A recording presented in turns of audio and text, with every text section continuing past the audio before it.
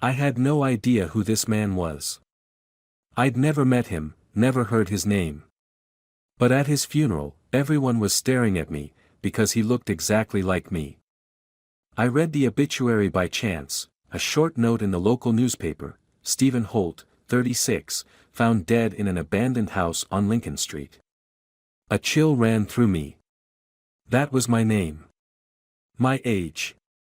I had never heard of this person, but an uneasiness settled in my chest. The funeral was held at Oakwood Cemetery, a quiet place on the edge of town. Maple trees lined the narrow paths, their autumn leaves creating a carpet of red and gold. I hadn't planned to attend. What business did I have at a stranger's funeral? Yet something pulled me there, a gravity I couldn't explain. I drove slowly past the iron gates, my knuckles white against the steering wheel. Rain pattered against the windshield, soft but persistent. The perfect weather for a funeral, I thought grimly. A small gathering had formed around a simple mahogany casket. I parked far enough away that I wouldn't draw attention, then pulled my collar up against the rain. Just a quick look, I told myself. Just to satisfy this strange curiosity. I hung back beneath an old oak tree, watching. There were perhaps 15 people in attendance, not a large crowd, but not the lonely farewell of someone completely forgotten. A pastor spoke words I couldn't hear over the gentle patter of rain. An elderly woman dabbed at her eyes with a handkerchief. A man in a dark coat stood rigidly, his face expressionless. And then someone turned. A middle-aged man with glasses. His eyes found mine across the distance, and I saw them widen. The white rose he'd been holding fell from his fingers, landing silently on the wet grass. I should have left then. Every instinct screamed for me to turn around, get back in my car, and drive away. Forget this place, forget this name that matched my own. But I remained frozen in place as the man nudged the person beside him, a woman in a black dress, and nodded in my direction.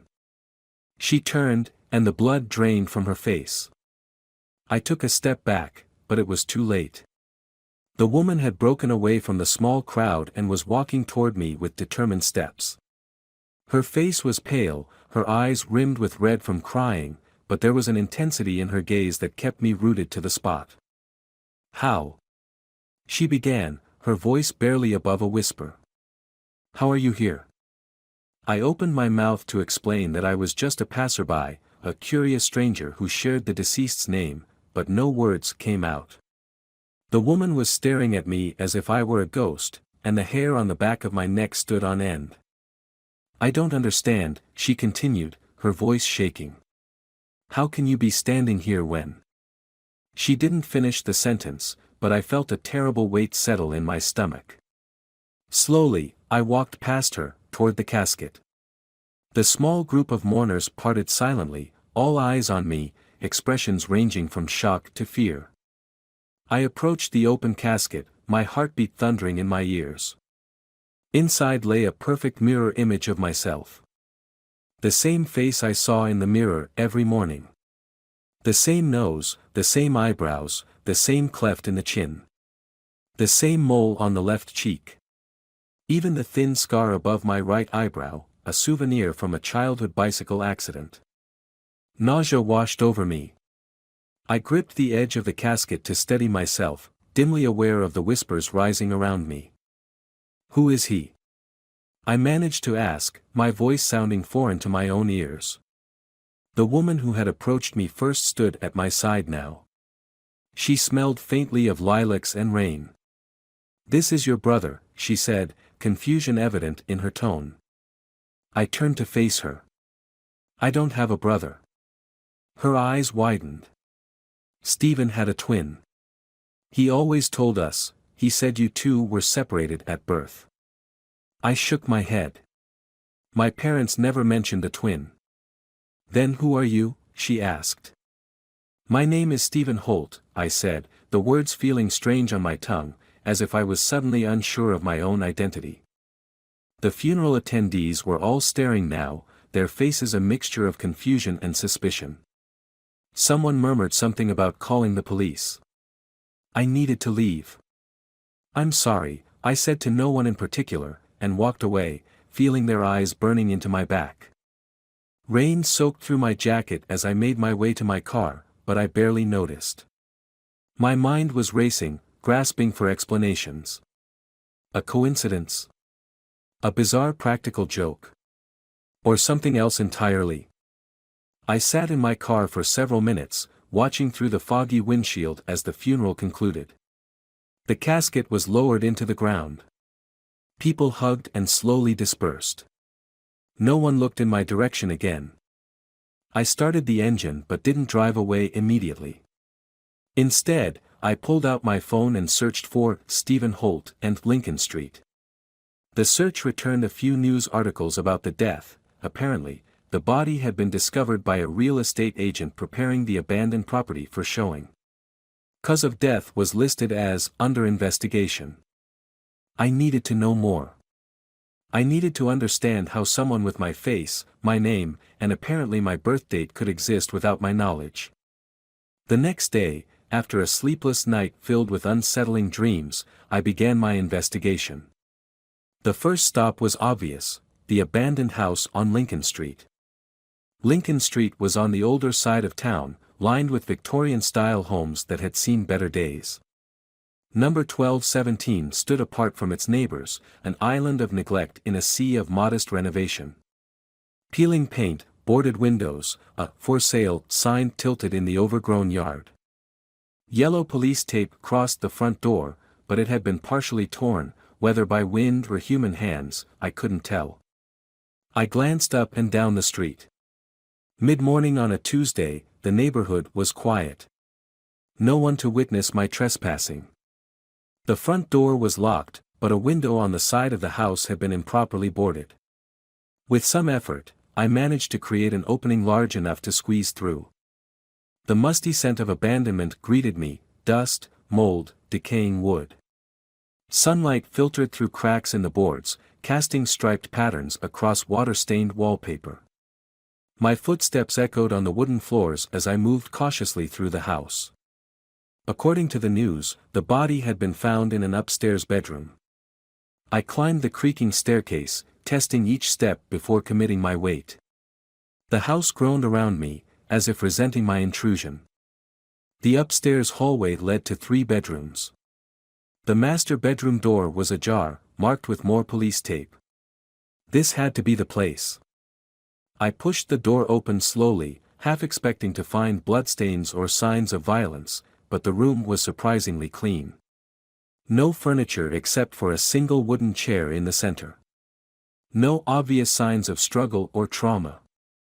But the walls were covered in writing.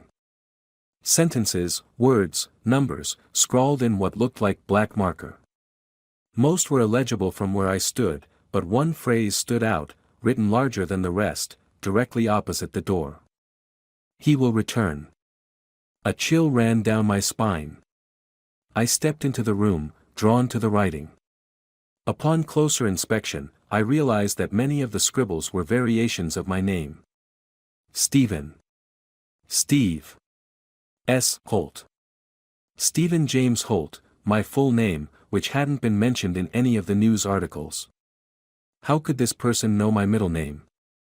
Other writings included dates, addresses, including my current address, and phrases that made little sense: "The convergence is near. 2 become 1. The vessel awaits." I took out my phone and started taking pictures of the walls, my hand trembling slightly. As I moved around the room, I noticed something on the floor near the chair, a small notebook, partially hidden by dust. I picked it up and flipped it open. The first page contained a single sentence: "If you're reading this, you've come. You know what to do." The same message I'd found in his apartment according to the teaser, but this discovery was happening in a different sequence. I continued turning pages. The notebook contained entries dated over the past year. The handwriting matched the scrawls on the wall, but was more controlled, more legible. It was also disturbingly similar to my own handwriting. Day 1, I found him at last. Same name. Same face. He doesn't know about me yet, but he will.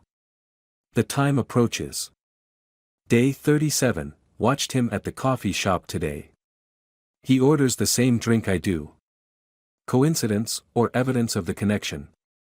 The theory holds true. Day 63, the dreams are getting stronger. I see through his eyes sometimes. Does he see through mine? I nearly dropped the notebook. For months, I'd been having vivid, strange dreams that didn't feel like my own. Dreams of places I'd never been, people I'd never met. I had blamed stress, or perhaps that new medication my doctor had prescribed. But what if?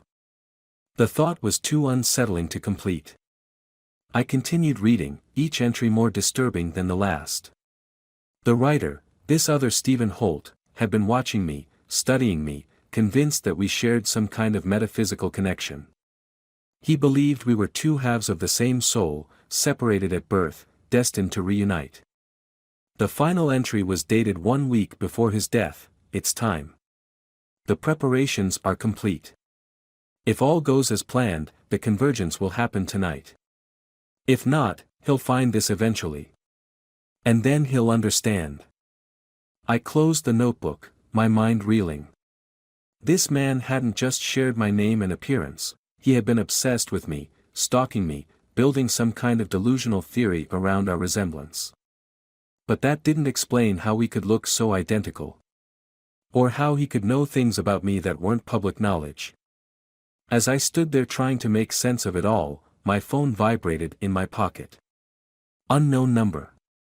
I hesitated, then answered. Hello. Silence on the other end. Then, faintly, what sounded like breathing. Who is this? I demanded. More silence. I was about to hang up when a voice came through, distorted, as if speaking through some kind of filter, but unmistakably familiar. You found me. It was my voice. I nearly dropped the phone. Who are you? A soft laugh. You know who I am. That's impossible. You're dead. Am I? The voice sounded amused. Check your watch, Stephen. I glanced at my wrist automatically. 3:17 p.m. The time of convergence, the voice continued. Look at the walls. I turned back to the scrawled messages, and for the first time noticed that among the dates written there, 3:17 appeared repeatedly. What does this mean? I asked, but the line had gone dead. I lowered the phone slowly, a cold sweat breaking out across my forehead. This wasn't possible. I had seen the body. The man was dead. Unless. A floorboard creaked somewhere in the house. I froze, listening. Another creak, closer this time. Someone was coming up the stairs. I shoved the notebook into my jacket pocket and looked around frantically for somewhere to hide, but the room was empty save for the chair. The footsteps grew louder, reaching the top of the stairs.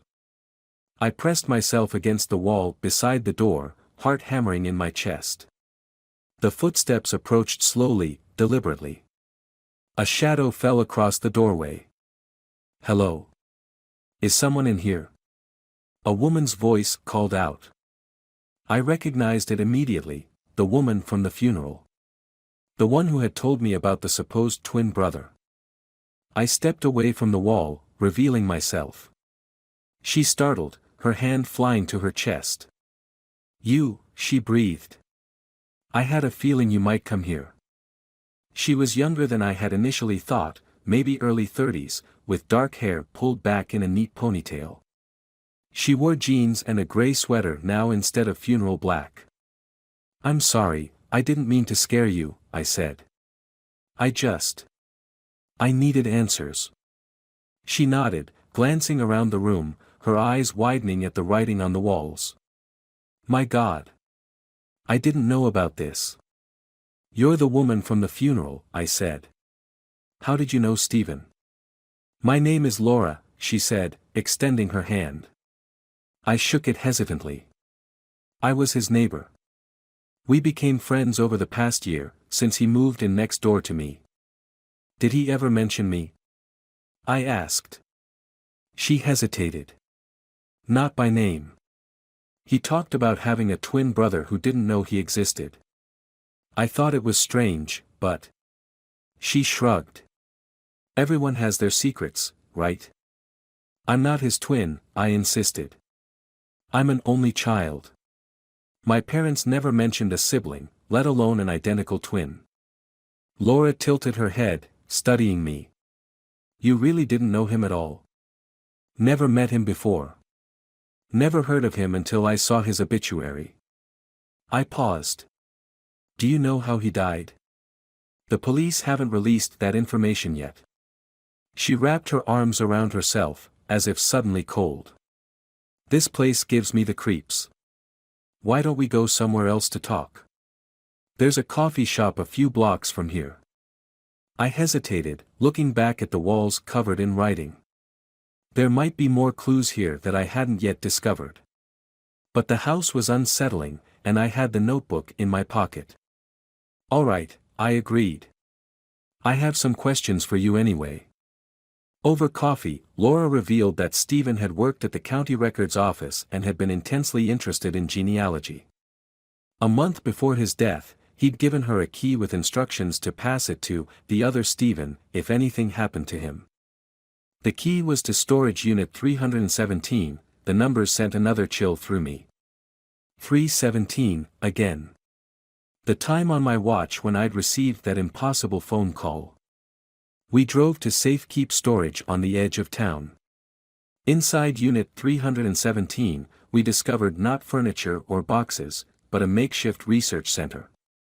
Cork boards covered the walls, filled with documents, photos, and maps connected by red string.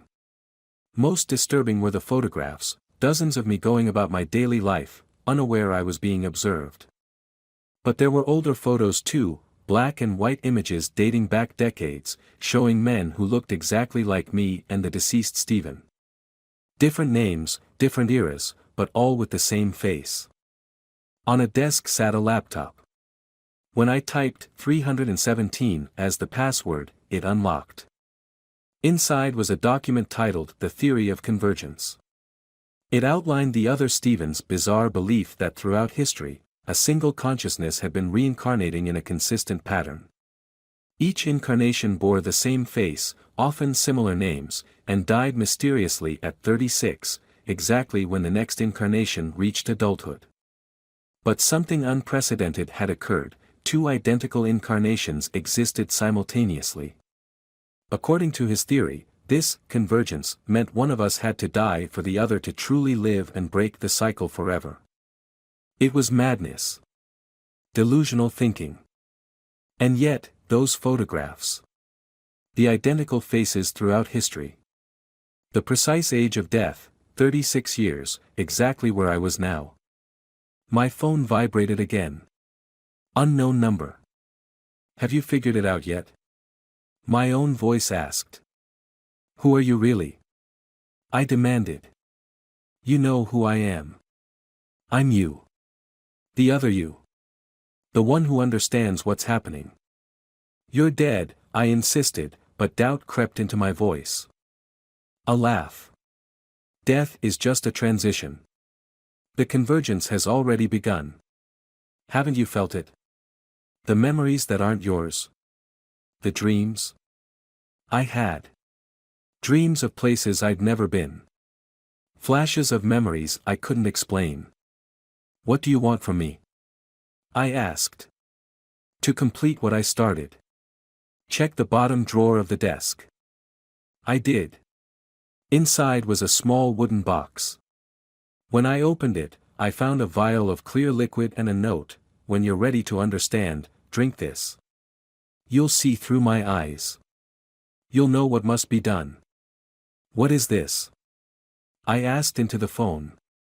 The key to the convergence. I've already taken mine. Now it's your turn. The line went dead. Laura was watching me, fear in her eyes. What's happening, Stephen? I stared at the vial.